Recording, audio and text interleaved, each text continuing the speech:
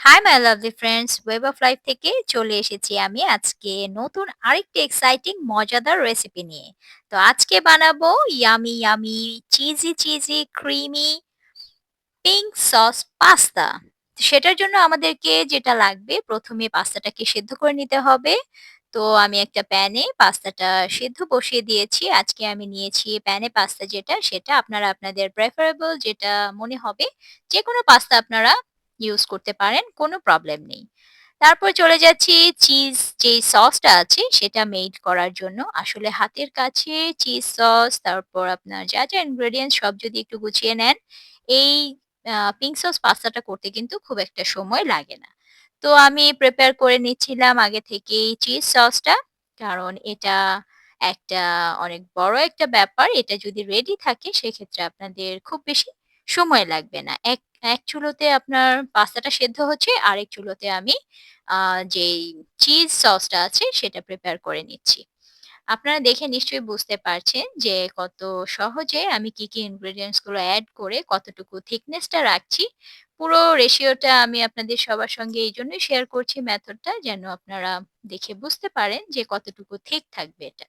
তারপর লাস্টলি আপনাকে যেটা করতে হবে, চিজ সস মেড করছি, একটু বেশি পরিমাণে চিজ এড করে দিতে হবে। আর সল্ট অ্যান্ড পেপার, আমি এখানে যে কালো গোলমরিচটা আছে সেটা ইউজ করেছি। আমার কালো গোলমরিচের ফ্লেভারটা অনেক স্ট্রং মনে হয়, আমার ভালো লাগে খেতে। আপনারা এখানে চাইলে যে সাদা গোলমরিচের গুঁড়োটা আছে সেটা এড করতে পারেন। সেক্ষেত্রে এই যে একটু কালো, কালো দেখা যাচ্ছে, এরকম দেখা যাবে না। তো যাই হোক, আমার সস প্রিপেয়ার হয়ে গিয়েছে, ডান। এখন আমি চলে যাব মূল রান্নায়। পাস্তাও সিদ্ধ হয়ে গিয়েছে। তো ১ম যেটা করলাম, একটু বাটারের মধ্যে আপনারা দেখতে পেলেন গার্লিক দিলাম। গার্লিকের যে ফ্লেভারটা রিলিজ করেছে, তারপর দিয়েছি অনিয়নটা।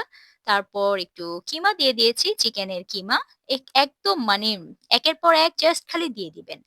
আর বেশ কিছুটা টমেটো পিউরে এড করেছি। আপনারা চাইলে কিন্তু এখানে টমেটো সসও ইউজ করতে পারেন। আমি এখানে টমেটো পিউরেটা দিয়েছি।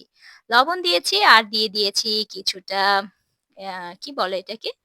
আ মটরশুঁটি। মটরশুঁটিটা আমার এখানে ইউজ করলে কিন্তু আমার অনেক ভালো লাগে। আপনাদের কাছে যদি গাজর থাকে সেটাও ইউজ করতে পারেন। পিঙ্ক সস পাস্তার মধ্যে এই দুটো ভেজিটেবল আমার কাছে অনেক বেশি ভালো লাগে। যদি আমার কাছে মাশরুম থাকতো, এটা আসলে মাশরুমটা আমার শেষ হয়ে গিয়েছে, থাকলে আমি মাশরুমও এড করে দিতাম। তারপর একটু চিলি ফ্লেক্স দিয়ে দিয়েছি। টেস্টটা আপনার মতো করে আপনি ব্যালেন্স করে নিবেন, যেভাবে আপনার খেতে ভালো লাগে। রেস্টুরেন্টের চেয়ে কম হবে না। আপনারা জাস্ট একবার ট্রাই করে দেখবেন। মানে রেস্টুরেন্টের স্বাদকেও হার মানাবে, বাসায় যদি এভাবে আপনারা প্রিপেয়ার করে ফেলেন। খুবই ঝটপট। তারপর যেহেতু yummy, yummy cheesy, cheesy creamy, creamy pasta বানাচ্ছি, দিয়ে দিলাম আরো কিছুটা চিজ। দেখুন কতটা লোভনীয় লাগছে। মানে চিজি, ক্রিমি, একদম খুবই মজাদার yummy, yummy pink sauce pasta. একদম ঘরে যদি এভাবে বানানো যায়, তাহলে আপনি কেন রেস্টুরেন্টে যাবেন? যখন খেতে মন চাইবে জাস্ট বানিয়ে নিবেন। একদম আমার ডান হয়ে গিয়েছে। আমি এখন গরম, গরম সার্ভ করে দিচ্ছি। শীতের দিনে তো যেটা হয়, খুব দ্রুত ঠান্ডা হয়ে যায়। তাই গরম, গরম একেবারে চুলো থেকে সার্ভ করে দিচ্ছি। আপনারা চাইলে কিন্তু এটার সঙ্গে টমেটো সসটাও ইউজ করতে পারেন। বাজারে যে কেনা সসগুলো থাকে বা আপনার যদি বাসায় প্রিপেয়ার করা সস থাকে, সেক্ষেত্রেও এটার টেস্ট কিন্তু অনেক বেশি বেড়ে যাবে। আমি ওভাবে টমেটোটাকে পিউরেটাকে করে নিয়েছিলাম প্রিপেয়ার, তাই এক্সট্রা করে আর সসটা ইউজ করিনি। দারুণ মজাদার ইয়ামি পাস্তা এখন আমরা সবাই মিলে এনজয় করছি। ভালোবাসার মানুষদের সঙ্গে রেসিপিটাও শেয়ার করে দিলাম। যেহেতু আমি সবাইকে এনে খাওয়াতে পারছি না, তাই ভাবলাম কেন না রেসিপিটাই শেয়ার করে দেই। সবাই যেন খুবই ইজি ওয়েতে বানিয়ে খেতে পারে।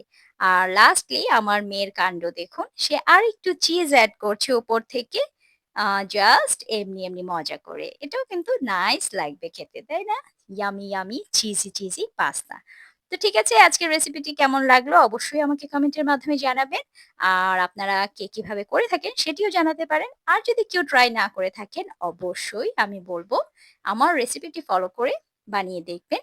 ইনশাআল্লাহ কেউ নিরাশ হবেন না। আপনাদের সবার কাছে অনেক বেশি মজা লাগবে।